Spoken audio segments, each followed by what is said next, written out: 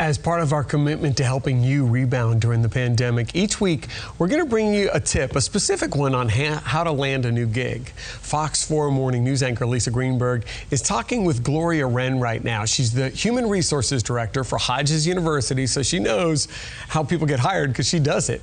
And she's finding out what you need on that digital resume. Gloria, thank you so much for joining us. My first question is there any differences between a digital resume and an in-person paper resume that you think are really key that people need to be aware of? Basically, all a digital resume is just a resume that's online. For example, you're posting it on a social media site, such as LinkedIn.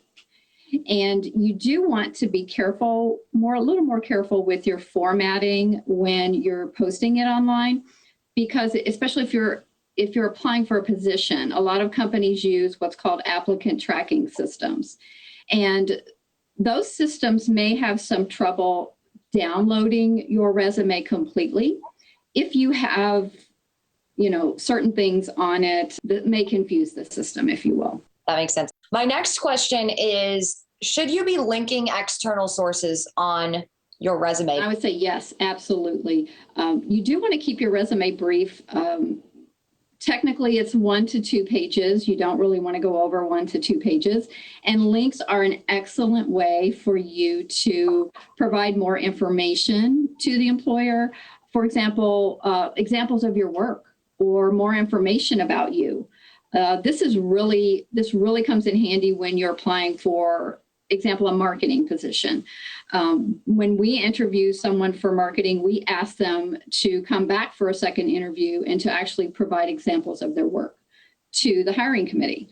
So, this is a good way to get a heads up on that and just provide the link. The employer can click on it, get more information. And I think it really gives you a heads up over other applicants. Another question that I had too is with these digital resumes, employers have the ability to search for specific words.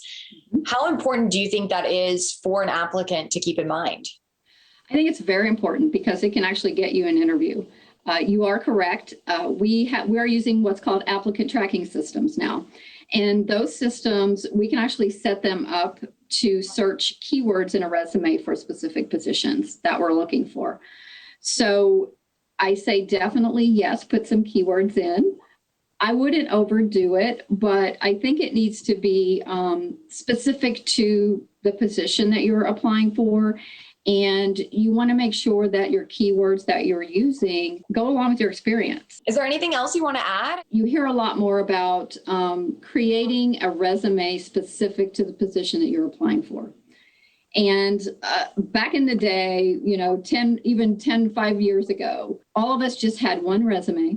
That's what we sent when we were applying for a job. My advice would be make your resume specific to the position that you're applying for. And it's really easier than it sounds. It sounds like a lot of work, but it's not. You would just create like a master resume. And then you would make a copy of that resume and you would change your professional summary.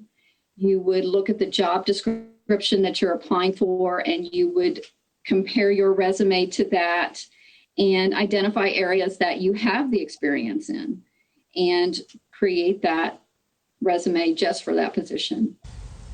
All right, to get some more tips, including when to include the colors, the photos, and the other visual aids on your resume, and how to find those best keywords that Lisa asked about, just head to fox4now.com/rebound and click on Lisa's story.